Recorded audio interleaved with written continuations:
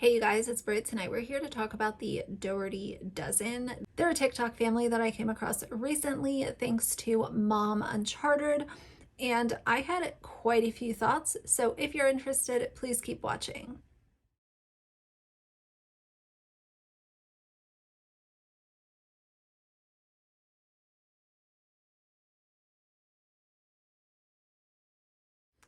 All right, you guys, so I was recently introduced to this TikTok family, and there are a ton of problems, just so many. But what I want to do is I want to give an intro of kind of the most concerning things that I've come across in this video, and then I will do subsequent videos after talking about kind of more specific issues. This is a lot. So they are a family of 12. They have massive presence on TikTok. So they are a family of 12, hence why dozen is in their username. I believe they just got 2 new foster kids, so technically they're a family of 14, but the mom is Alicia, and she's the one that I will obviously be focusing on in this video. She is the content creator. She's the one kind of running the show. And, so there's really no reason to talk about the kids. But first and foremost, big problem because she shows foster kids on TikTok. And there's a lot of different reasons why you shouldn't be showing foster kids on social media. Many times foster kids come from abusive households. They come with emotional trauma, physical trauma, mental health diagnoses, physical health issues. So no kid belongs on social media, but when you're dealing with a foster kid, they need the utmost care and respect and privacy when they're getting adjusted to living with people that they don't know. They don't need to be blasted all over TikTok. Now, the number one thing that people are talking about, aside from her showing the foster kids, is obviously the income that she's making by having all of these kids in the home. So this came from a deleted income video, and this woman is making bank every month by making this content. She's saying monthly incoming, teacher, coach, cleaning, online job, Instagram, Facebook, promos, child tax. And let's see, we're talking about over $35,000, $40,000 a month by her doing what she's doing. Before we get into some of their problematic content, I want to share parts of this article that I came across from last summer. It says, this was on Democrat and Chronicle. I don't know if that's a news site or what, but that doesn't really matter. Basically says that Alicia, who is 40, she and her husband Josh had tried to have children for many years with no success, experiencing 11 miscarriages. In 2011, they chose to adopt Alex before Alicia realized she was pregnant 6 days later with their first biological daughter, Zoe.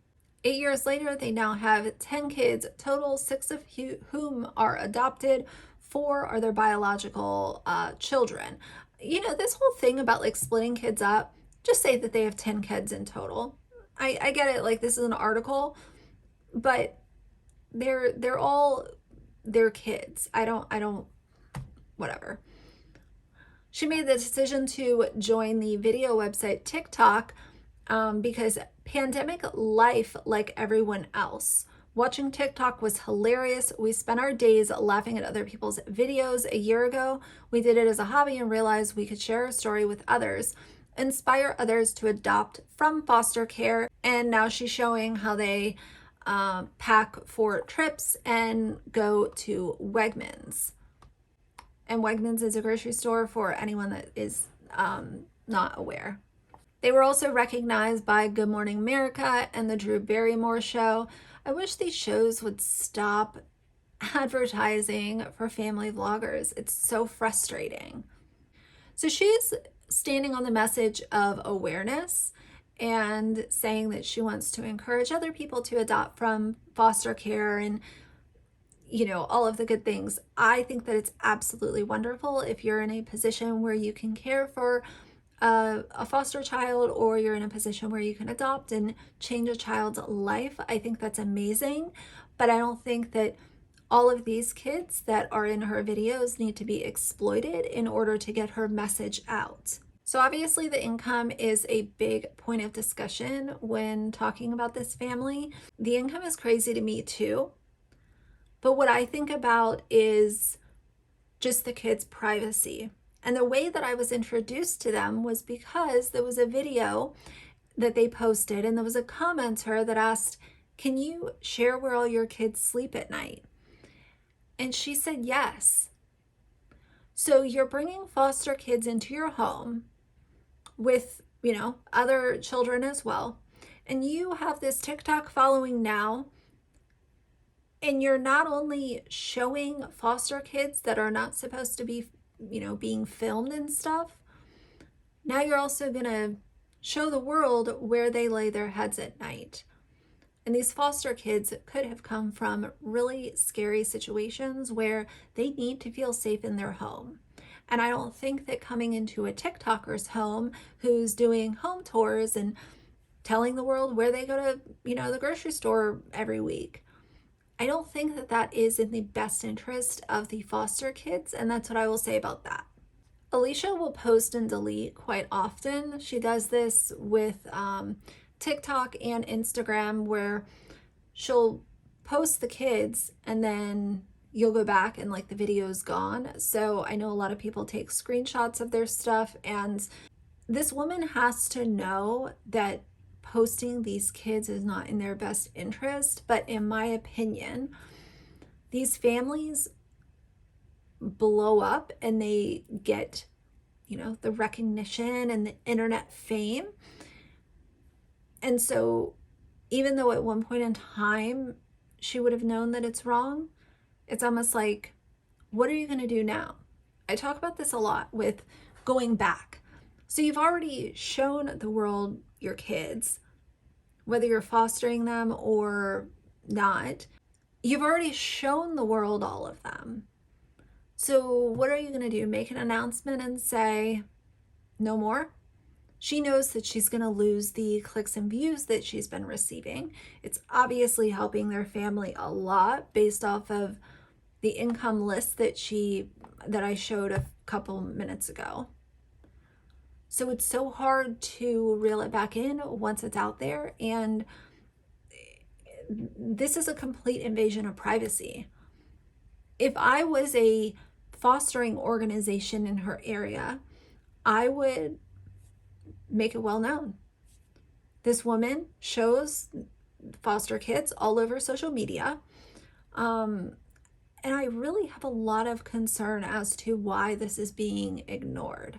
The last thing I want to show you in this video, and like I said, I will have more coming on them, but I want to go, like I said, over the top big concerns, and I want to hear from you guys too. She literally posted all of her child's medical diagnosis, her adopted son, all of his diagnoses on TikTok.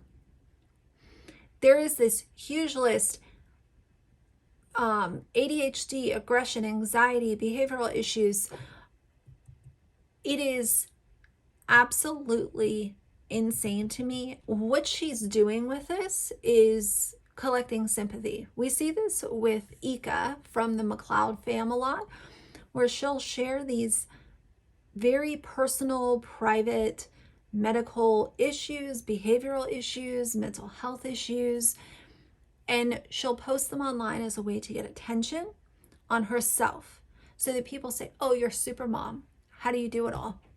You're the best mom. I don't know how you have the patience. I don't know how you have the time. Oh, you're saving the day.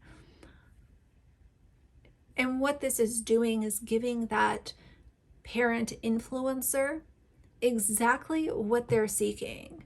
So I'm pretty sure none of my subscribers would do this, just because if you're watching a lot of my videos, you're probably definitely anti-family vlogger. But anyone that comes across a parent doing this, it should be a, form of criticism.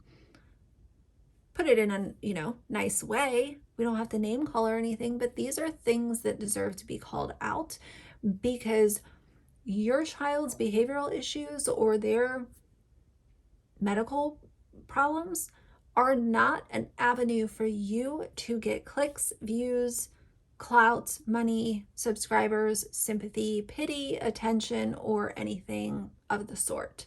But either way, I did want to give a quick intro to this page. Do you guys know of them? What do you think? I can't wait to see the comments. So for now, if you like the video, please leave a like and a comment. And if you'd like to see more from me in the future, please subscribe. I'll see you guys soon. Bye.